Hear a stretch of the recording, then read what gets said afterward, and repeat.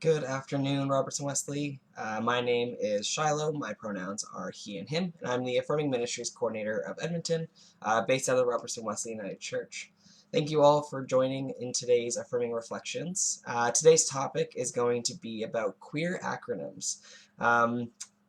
Acronyms are usually something where a word is then broken down into just the beginning of each word, and it creates a new kind of symbol or words that we use to define these larger words. So it's just a way of shorthanding a lot of these long terms. And so the most common one that most of you are probably familiar with is the very long acronym of just LGBTQ.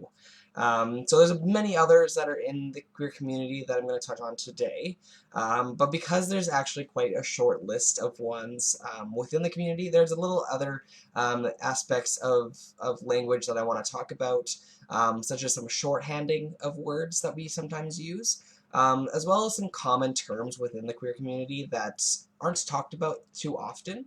So I'm going to talk about those as well, and lastly about some prefixes. So these are some of the words or the prefixes within the beginning of words that can then help you understand what these LGBTQ terms are trying to portray or trying to say. So just to get started, we're going to watch a quick video. So join me for that.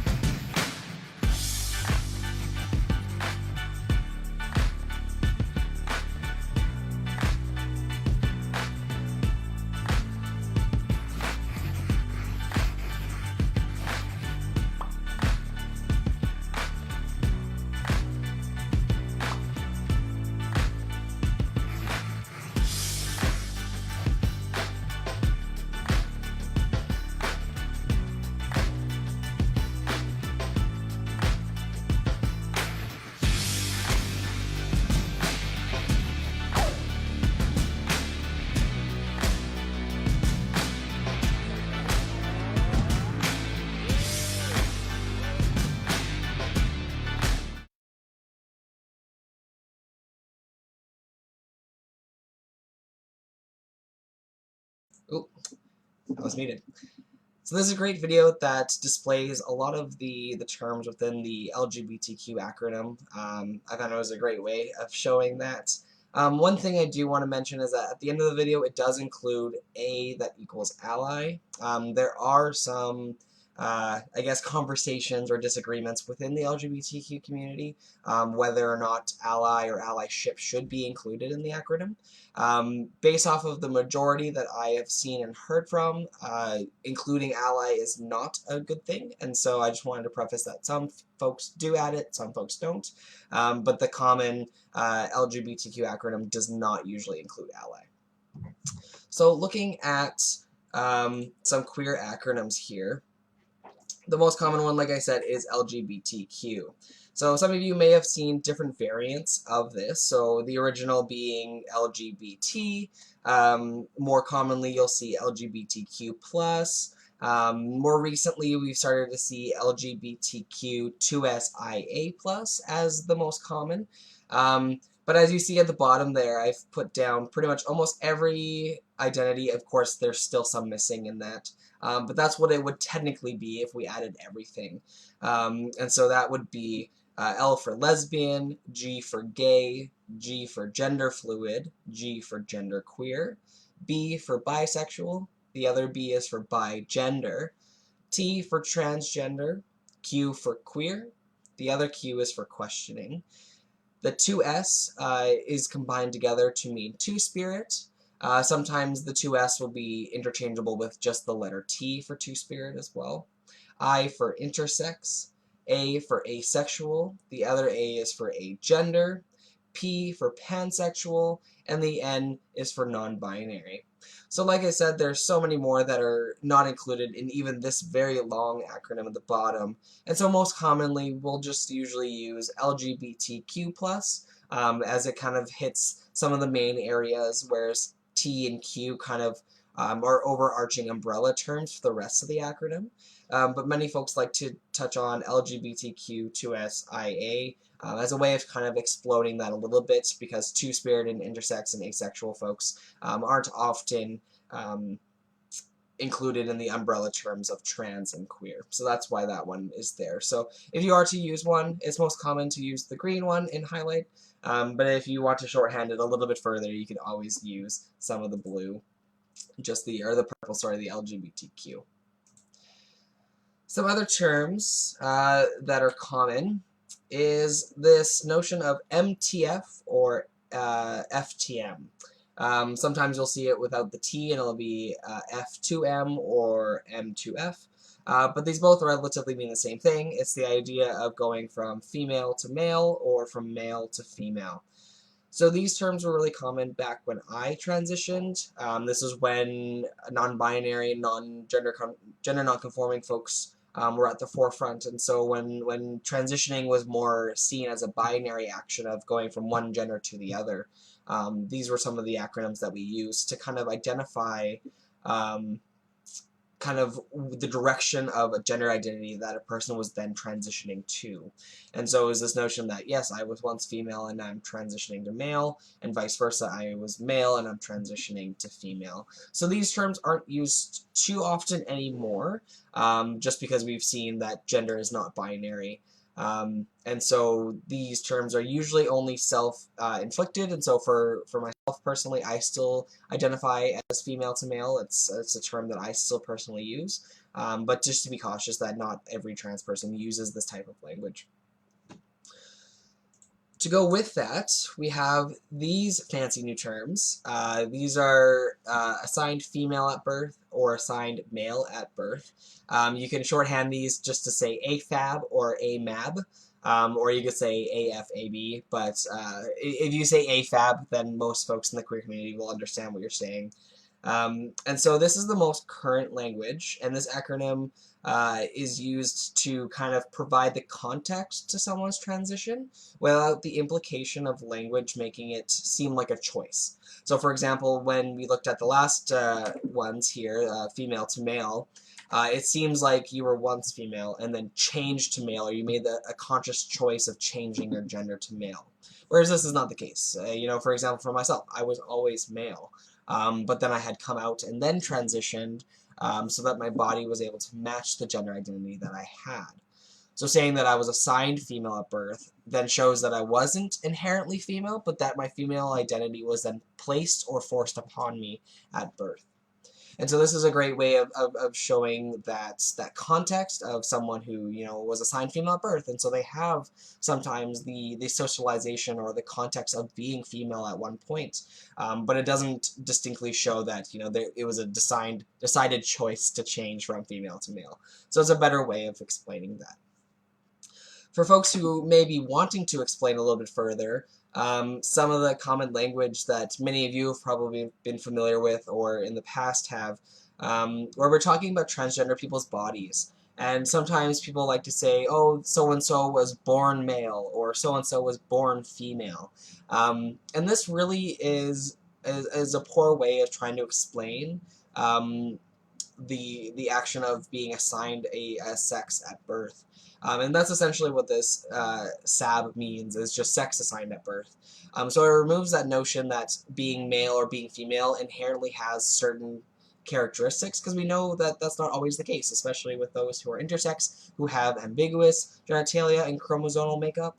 And so using this type of language of sex assigned, or this assignment, rather than an inherent bodying, is a better way of explaining that. And it alleviates dysphoria, and it removes the idea that biological sex denotes the gender identity that you have.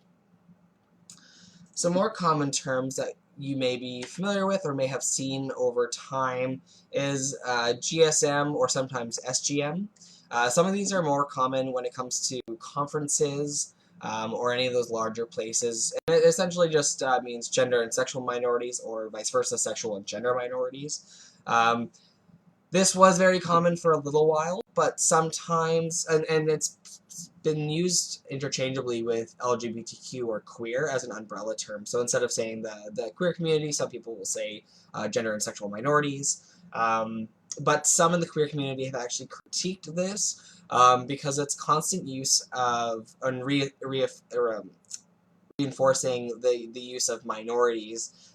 Some folks feel like it focuses too much on our identities being not normal, rather than part of mainstream. And so it's still showing that, we are this minority group. We are, not normal. We are not common. We are still subjected to being kind of on the outsides. And so that's why a lot of folks in the queer community have started to move away from this language of minority, just because it doesn't fully represent kind of the full picture of being LGBTQ, because we're not a minority. A lot of folks in the world are LGBTQ, but I think moving away from that language and talking more about privilege and oppression, I think fits better than being called a minority.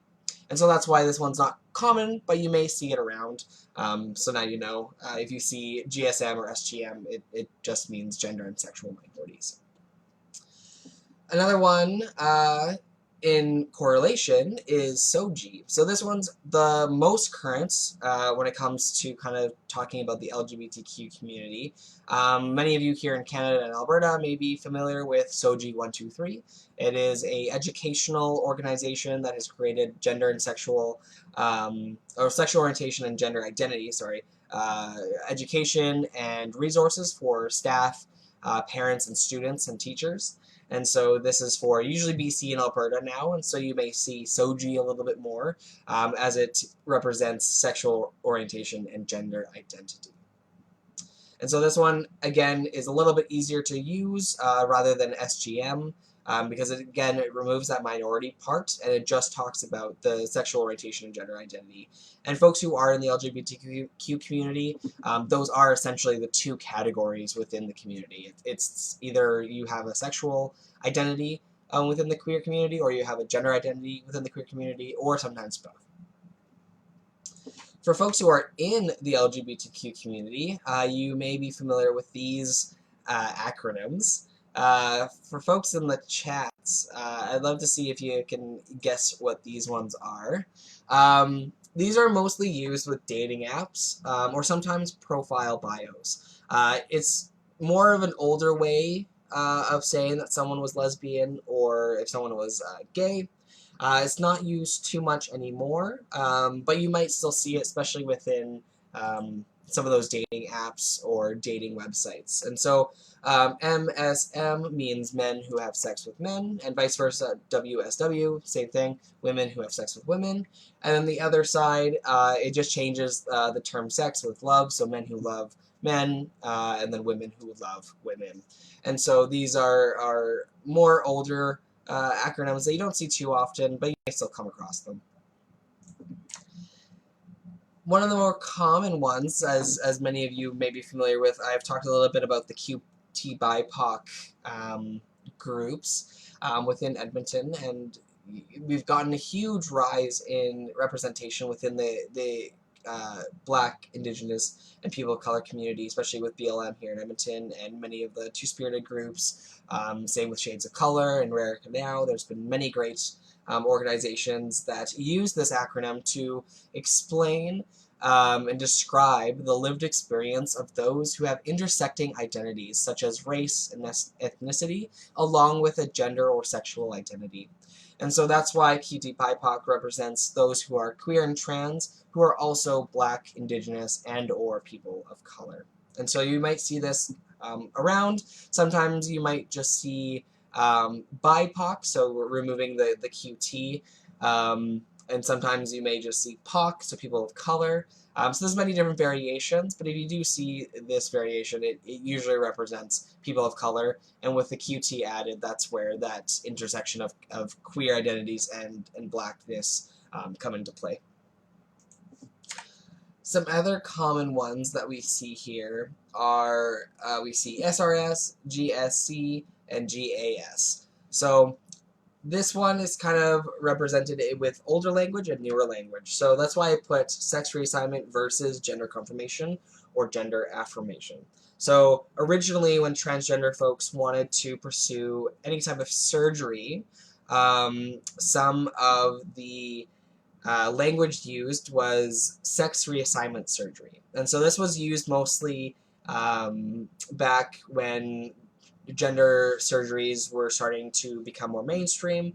It was this notion again that the binary was still a thing, and so when trans folks did transition, they were transitioning from one gender to the opposite gender. So again, they didn't have this notion of non-binary at that time, and so that's why they called it sex reassignment surgery, because you were assigning a different sex. And so this language is no longer used, and now folks either use the last two. So folks will either say gender confirmation surgery, because we're confirming the gender that someone already has with their body, or gender affirmation surgery. Again, it's that notion of bringing the body to the gender in the mind, and rather than bringing the mind to the body. And so, yeah, so if you do see folks talking about gender reassignment surgery or gender confirmation surgery, the most common and relevant terms to use would be gender confirmation or gender affirmation surgeries. So here we have, these are some more of the random acronyms and some shorthands as well. So folks who are watching in, let's see if you can guess any of these ones. Some of them are quite explanatory, and others maybe not so much. So if you have any guesses on some of these, please feel free to throw them in the chat. I'll start off with the first one. So NB/NB. Essentially is a shorthand / acronym for the identity of being non-binary. So NB itself is pronounced NB, and it represents the first two letters of non-binary. Whereas if you see the other term, NB, with an ENBY, this essentially also correlates with non-binary. It's just a longer way of saying it. It essentially enunciates again the first two letters, with EN being N and then the B being BY, and so it again is pronounced NB, and it's folks who are non-binary. The other one is cis, and so cis you might see around. Some people will say like folks who are cis. Many trans folks in the community like to call folks who are cisgender and heterosexual cis-hets. So it's kind of shorthanding again. So for folks who are cisgender, you can call yourselves cis. Or if you do hear any of us say, oh, cis folks or cis people, we're talking about cisgender folks. So these are folks whose gender identities and biological sex align. On the flip side, we have trans. And so again, this is shorthand for the term transgender. So these are folks whose gender identity does not match the sex they were assigned at birth. And trans, again, can be used shorthandedly. It can be used by itself. So you may hear folks saying trans folks, or trans man, trans femme, So anytime you hear the word trans, it usually represents transgender. It's just an easier shorthanded way of saying it. This next one, TERF. It essentially, yeah, looks how it sounds, TERF. This one isn't so much an LGBTQ acronym, but it's used against, not used against LGBTQ folks, but it has relevancy, and you'll see why. Essentially, what this means is trans exclusionary radical feminist. So that's what the TERF stands for. TERF, trans exclusionary radical feminist. So I'm going to throw that in the chat box just because it's a little bit more confusing. Radical feminists. There we go. So that's what TERF means. And so the term originally applied to the minority of feminists who were espousing sentiments that other feminists had considered transphobic. So these are feminists that sometimes would reject the assertion that trans women were actually women. They also excluded trans women from women-only spaces, and these so-called feminists also opposed transgender right legislations. So this meaning has since expanded a little bit more broadly to folks who are just who have transgender exclusionary views, even though they do not have any involvement within radical feminism. And so folks who identify as feminists but are exclusionary to trans women within those female-only spaces are often called TERFs. And so it's not a good word. So if you're called a TERF, it means you need to reevaluate some things and maybe have some conversations with some trans folks. The next one is HRT. That's how we pronounce it, just HRT. It's the shorthand acronym for any and all types of hormone replacement therapy. It's most commonly used within the transgender community just because we have a higher population that does use hormone replacement therapy. But it's not distinct to just the queer community.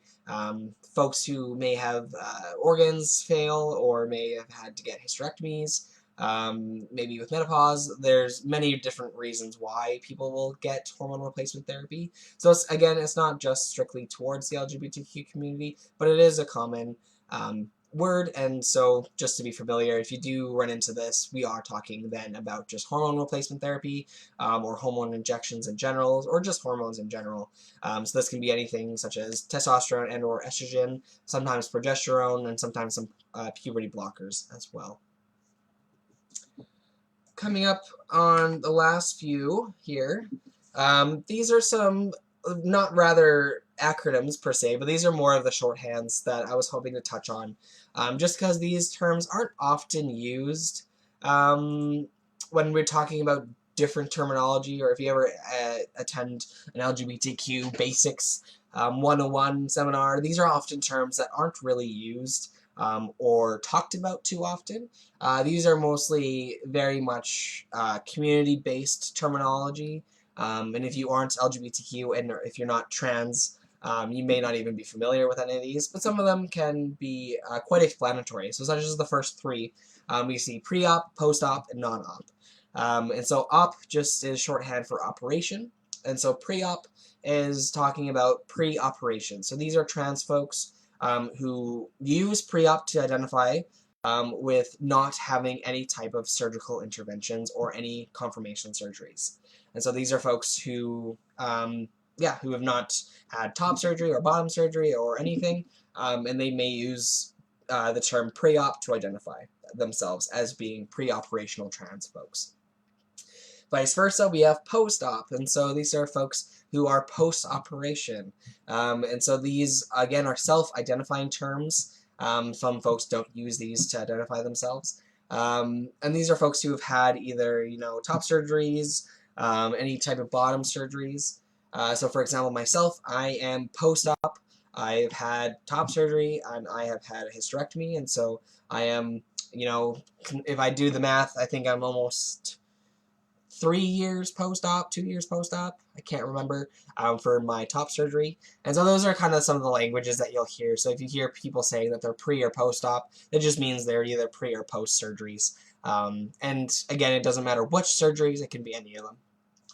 And then non-op are just trans folks that do not wish to engage in any surgical interventions or medical transition. And so these are trans folks who are good with where they're at. They do not wish to have any surgery, and so they may use non-op as a way of self-identifying. We also here have top surgery, histo, and bottom surgery. And so for many of these, again, these are shorthands. For example, for top surgery, there are many different ways of obtaining top surgery, and so that's why we often in the community use the term top surgery, just because there's a vast array of different types. And so, for example, for myself, I've had a double mastectomy, and so this is very common with folks who have breasts, who may have cancer. Mastectomies are a great way of removing that. And so same way with top surgery, surgeons can do a double mastectomy or a keyhole surgery. And so keyhole is essentially where they cut a circle around the nipple and pull any of the breast tissues out without creating large scars like the mastectomy would. And so you may have seen photos of folks who have the top surgery scars. That's usually resulted from mastectomies. And sometimes folks may ask for a nipple graft as well. And so these are where the nipples are removed and then reattached after the mastectomy has been done. And so because there's so many different types of surgeries, every surgery is a little bit different. That's why we just use the shorthand top surgery to help explain what we're trying to talk about. Next, we have histo. Histo, again, is a shorthand. It's just short for hysterectomy.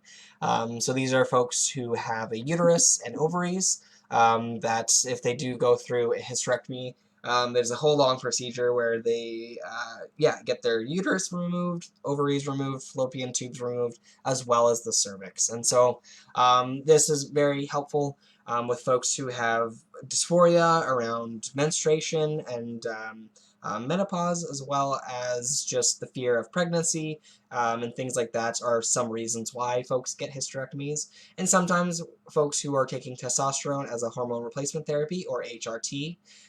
Sometimes cancer is a lot more likely with those compounding hormones, and so removing the cervix is sometimes a preemptive way of not even trying to risk the chance of getting cervical cancer. And lastly, here we have bottom surgery. Bottom surgery, again, is a shorthand for at least 5 different types of surgeries. There's different surgeries for different aspects of the trans community, so trans women or trans feminine folks who are assigned male at birth. There's 3 different types of surgeries that they can endure, whereas trans men or trans masc folks or any non-binary folks who identify or who have been assigned female at birth, there are 2 types of surgeries that they can get. And so for folks who are assigned male, bottom surgeries can include vaginoplasty, vulvoplasty, or ochorectomy. So these are just ways of removing testes and replacing the penis with inserting a hole and creating a vagina.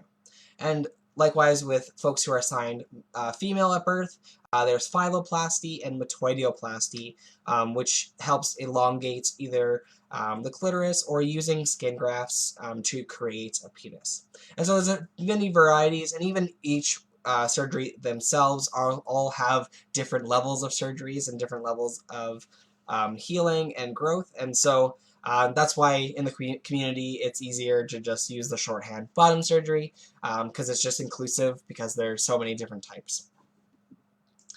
And last but not least, we're going to end off on our little prefix education session to end off our time together. And so these are root words and prefixes within the language of gender and sexuality.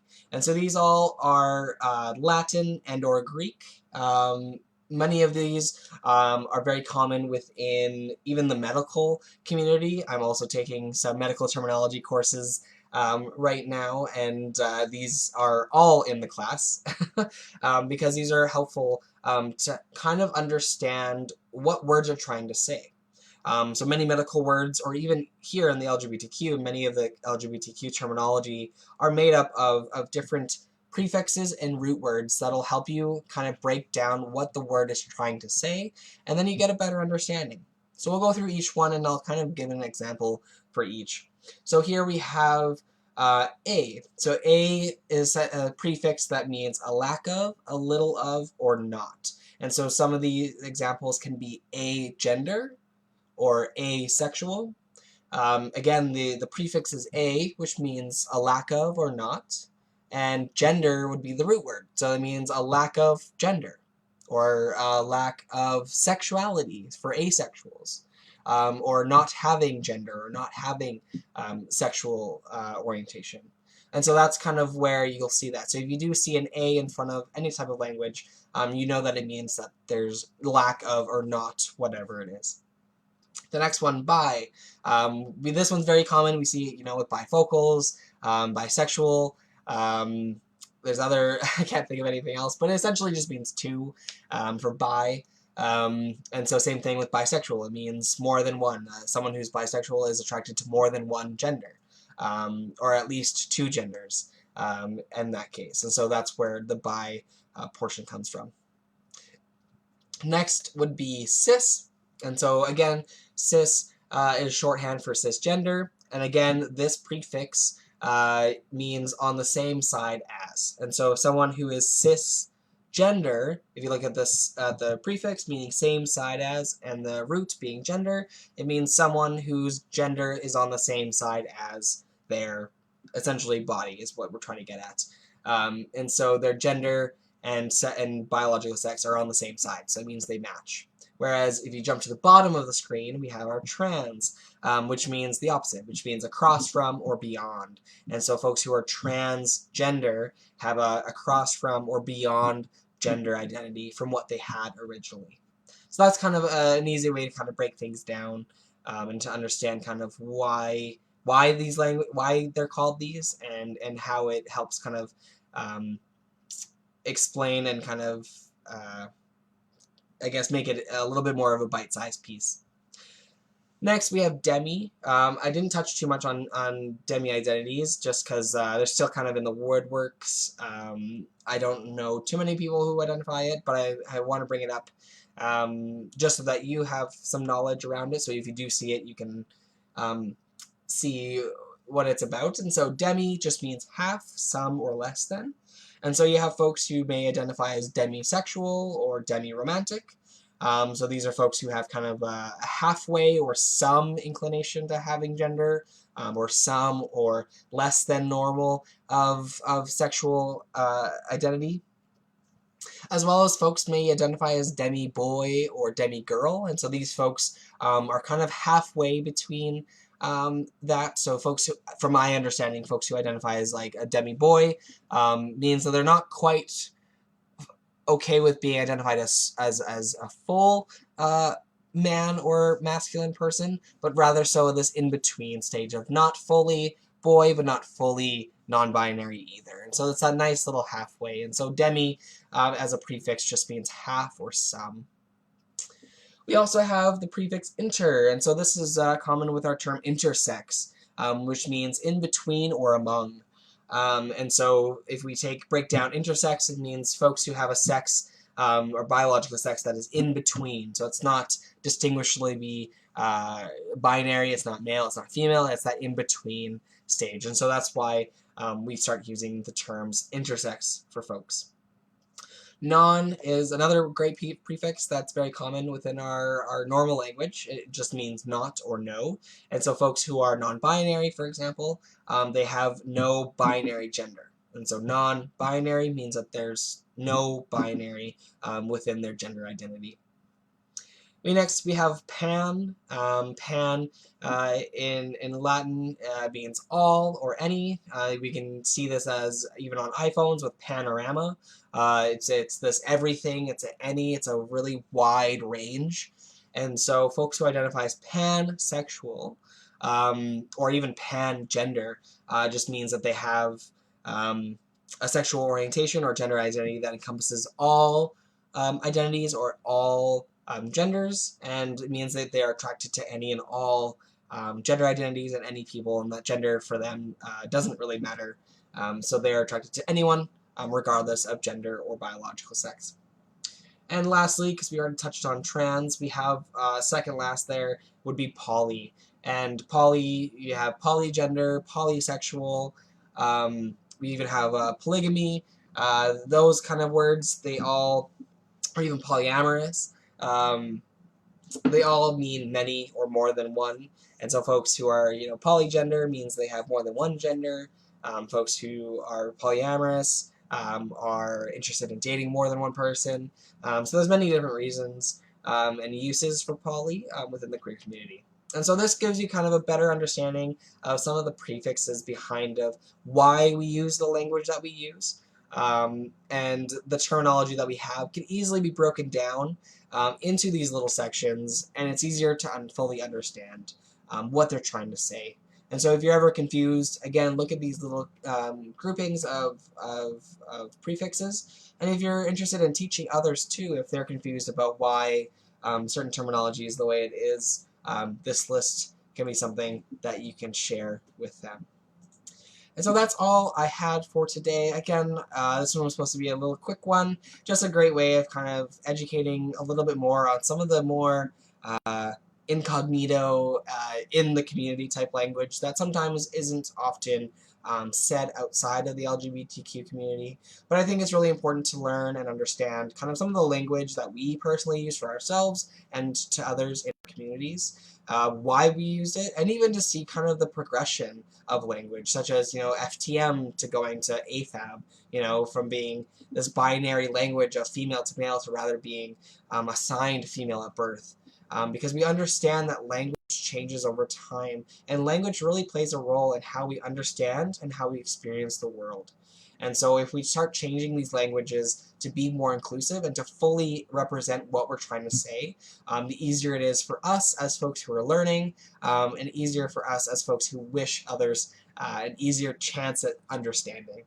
Because with too much language, it can get overwhelming and hard to understand. And so I hope this was a great way of kind of feeling like you're inside of the group and getting some of these inside joke type things with some of these really common languages that we use. So thanks for joining me for the Affirming Reflections for today. Our next Affirming Reflections will be March 15th, again at noon. So every third Monday of the month, I will be doing a workshop here on Facebook Livestream. So please join me for that. If you are interested in having more of a one-on-one conversation, please feel free to email me or send me a message and we can set up a time. If you're interested in just have some few questions or want to get to know me a little bit more, I do host a online affirming coffee hour at 11 a.m. every single Thursday. So send me a message or an email and I can give you the Zoom link for that. And so if you don't see me on Thursday, I will see you on the next Affirming Reflections, and that will be March 15th.